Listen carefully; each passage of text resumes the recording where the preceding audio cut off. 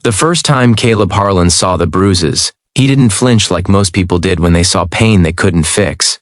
He didn't look away either. He simply froze, mid-step, mid-breath, like the whole noisy diner had suddenly gone silent for only him. The neon open sign buzzed in the window. Rain slid down the glass in slow streaks. Outside, a line of motorcycles sat like sleeping beasts under the streetlight. Inside, the smell of coffee and fried onions clung to the air. And there she was, Grace Whitmore, the young waitress with tired eyes and hands that shook just slightly when she set down plates. When she reached for the sugar jar, her sleeve lifted a little too high, revealing deep purple bruises wrapped around her wrist like fingerprints. Caleb didn't know her story yet, but he knew one thing instantly. Those marks weren't from an accident. Those bruises were a message someone had written on her skin, believing nobody would dare read it.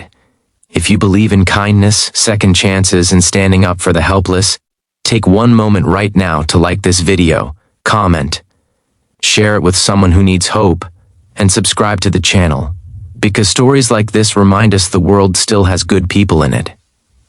Caleb Harlan wasn't the kind of man small towns in the United States ever truly got used to. In Mason Ridge, Kentucky, people whispered his name the way they whispered storm warnings. He was the leader of the Iron Vultures, a biker club with a reputation that traveled faster than their engines. Some said they were criminals, some said they were saviors. The truth was complicated, like most truths are. Caleb had broad shoulders, a beard dark as midnight, and eyes that looked like they'd seen too much to be impressed by fear. He wore worn leather and carried himself like a man who didn't ask permission from the world. But what most didn't know, what Caleb never announced, was that his mother had once been a waitress too, and she had bruises once too. She'd hidden them under long sleeves, just like Grace. Grace Whitmore had started at Dottie's Diner only 3 months ago.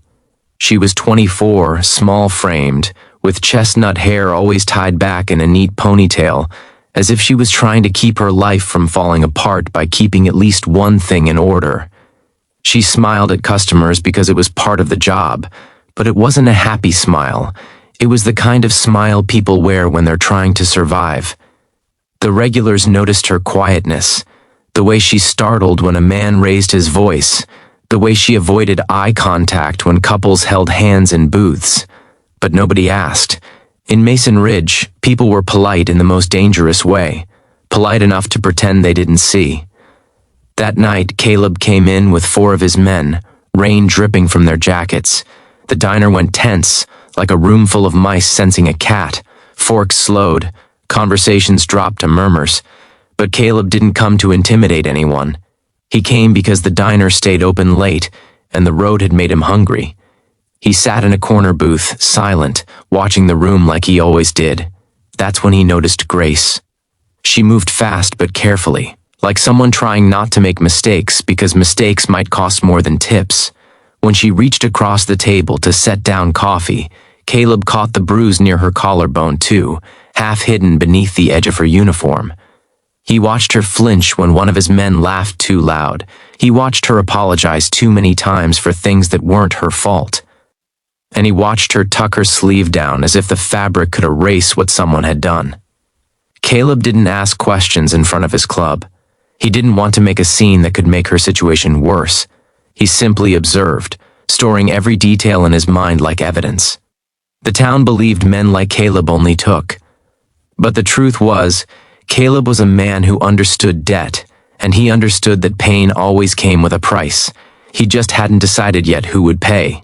When Grace walked away, Caleb noticed something else, a man sitting at the counter, staring at her like he owned her. He wasn't eating much, just nursing a coffee, eyes tracking her movements with a cold possessiveness. He wore a work jacket with the logo of a local construction company. His jaw clenched every time Grace smiled at a customer. His hands were big, rough, and restless. Caleb watched him long enough to see the pattern, Grace avoiding him, the man waiting like a spider. When Grace passed the counter, the man's hand shot out and grabbed her wrist. It was quick, subtle, hidden behind the counter's edge, but Caleb saw it clearly. Grace stiffened. Her face paled. She leaned in as if the man whispered something that made her stomach drop. Then she nodded too fast, like she was agreeing just to make it stop. The man let go. Grace hurried away, eyes glossy, swallowing hard. That was the moment Caleb decided he wasn't just eating at Dottie's. He was stepping into someone's nightmare. Caleb didn't confront the man. Not yet. Instead, he left $100 bill folded beneath his plate. He walked out into the rain, his boots splashing in puddles, his club following. But his mind wasn't on the road anymore. It was on the bruises. It was on Grace's trembling hands. It was on the way that man's grip looked practiced, like he'd done it 1,000 times without fear of consequences. The next day, Caleb returned alone. Dottie's diner was quieter in daylight, sunlight spilling across the booths like warm honey. Grace looked surprised to see him, and even more surprised that he sat at her section. She tried to act normal, but her eyes kept flicking toward the windows, toward the door, like she was afraid someone would walk in at any moment. Caleb noticed a faint bruise on her cheekbone now, disguised under makeup that didn't match her skin tone perfectly. It wasn't heavy makeup, just enough to hide a story she didn't want anyone to read. Caleb didn't push. He ordered coffee and pancakes. He waited. Grace brought the plate, hands steadying themselves. Caleb saw the tremor again. He saw the way she kept her body angled away, as if expecting a blow. Caleb felt something inside him tighten, something old and furious. He remembered his mother crying quietly in a bathroom, telling him to go back to bed. He remembered being a boy too small to stop a grown man. And he remembered promising himself that when he became strong enough, he'd never let that kind of cruelty stand in front of him again. Caleb left another big tip. Not to impress her, but to remind her that not everyone took from her. That evening, the man came again. His name, Caleb learned from the waitress gossip, was Travis Boone. He lived with Grace in a small rental house near the edge of town. People said he was her boyfriend, some said fiancé, some said trouble. Nobody said abuser out loud because saying it out loud meant responsibility. Travis came into the diner like he owned it, scanning for Grace the way a hunter scans for prey. When he saw Caleb sitting in a booth, Travis hesitated, recognizing the leather jacket, the heavy presence, the quiet danger. Caleb watched Travis watch Grace. Travis didn't touch her this time, not in public, but his eyes did enough damage. Grace moved faster, dropping her gaze, shrinking. When her shift ended, she walked out the back door alone, pulling her hoodie tight despite the warm night. Caleb waited. From across the street, he watched Travis follow her. Caleb didn't follow immediately. He gave them space, enough to see where they went, enough to understand the pattern. Travis drove a pickup truck. Grace sat in the passenger seat like she was already apologizing for existing. They turned down a road lined with trees and old mailboxes. Caleb followed at a distance on his bike, silent as a shadow. At the rental house, Travis got out first. He yanked open Grace's door too hard. Grace stumbled. Caleb's jaw clenched. Travis's arm lifted, fast, angry. Grace flinched, raising her hands. Caleb saw the motion clearly under the porch light. He didn't hear the words, but he didn't need to. He knew the language of control. Caleb revved his bike. The sound ripped through the quiet neighborhood like thunder. Travis froze. Grace turned, eyes wide, caught between terror and confusion. Caleb pulled up slowly, stopping at the curb like he belonged there. He removed his helmet, letting Travis see his face. Travis tried to stand tall, but his posture wavered. Men like Travis were only brave when their victims were smaller. Caleb stepped off the bike calmly, like a man stepping into a church aisle. No rush, no rage on display, just certainty. Caleb didn't threaten him loudly. He didn't need to. He spoke with the kind of quiet power that made the air feel heavier. He told Travis he'd seen enough. He told him Grace wasn't alone anymore. He told him the next bruise wouldn't stay hidden in a diner.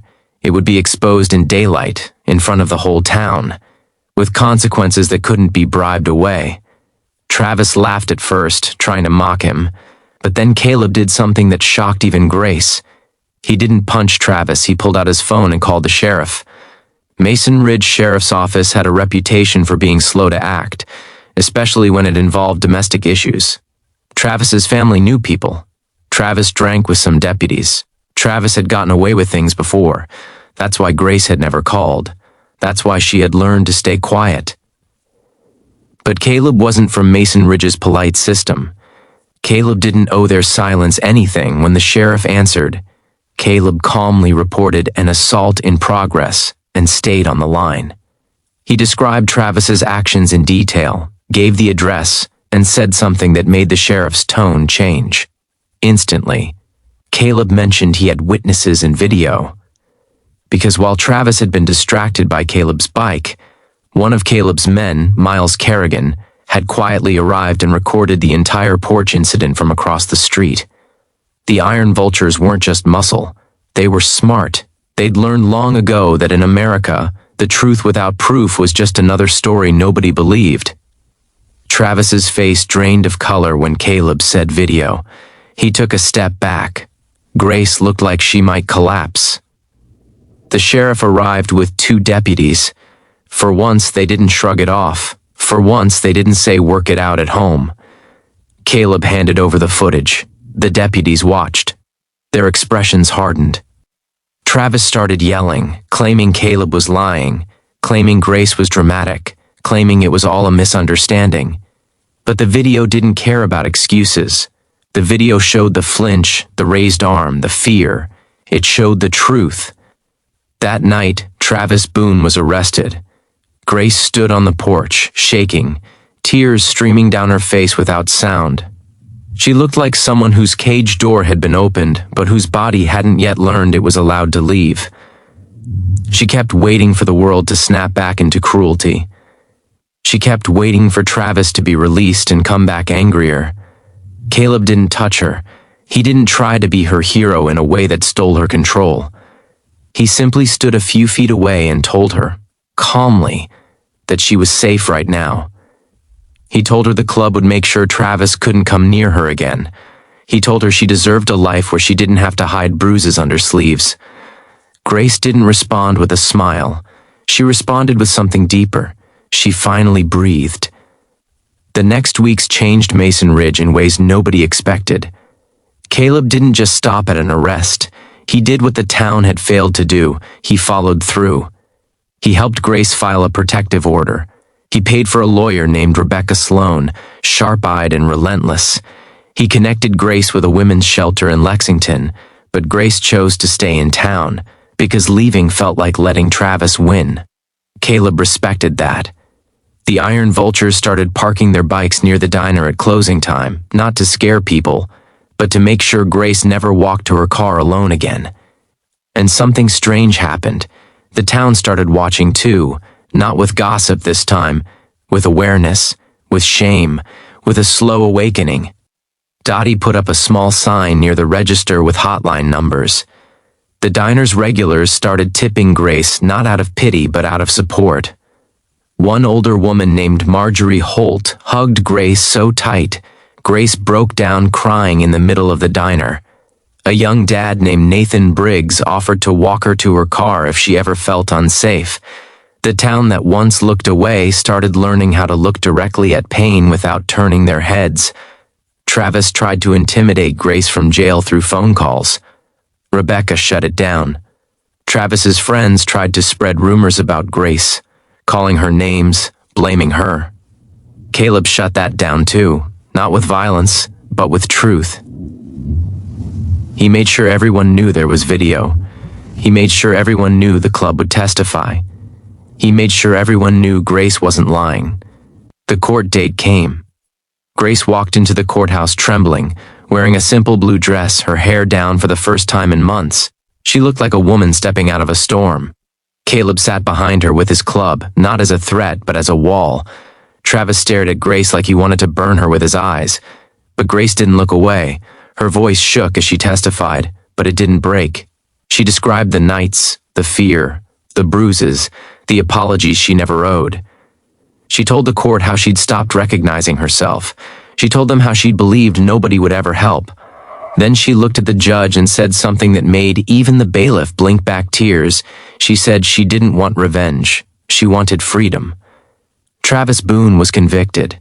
The town heard the verdict like a bell ringing through every street. People who had once defended him suddenly went quiet.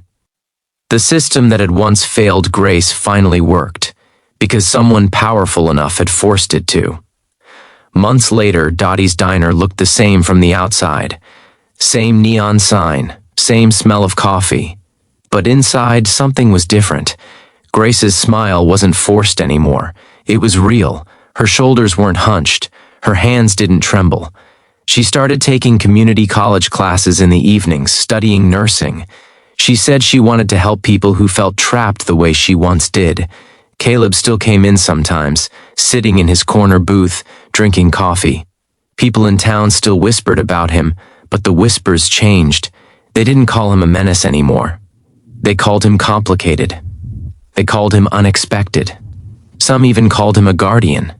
Because the truth was, Caleb Harlan didn't save Grace by being a violent man. He saved her by being a brave one. He didn't ask the town to admire him. He didn't ask Grace to owe him. He simply saw bruises and refused to pretend they weren't there. And in doing that, he reminded an entire town of something they'd forgotten. Sometimes the most dangerous people are the ones who ignore suffering, and sometimes the most unlikely heroes are the ones who finally say, "No more." If this story touched your heart even a little, please like the video, share it, and subscribe. Because your support helps us bring more stories that inspire hope, healing, and courage. Special request: before you go, comment "No more silence" if you believe every person deserves safety and respect. Grace didn't become strong overnight. Healing didn't happen in a single courtroom victory. But day by day, bruise by bruise, fear by fear, she rebuilt herself. And the next time Caleb noticed her wrists, there were no fingerprints, no shadows, no hidden pain, only a simple bracelet and steady hands serving coffee like a woman who had finally reclaimed her life.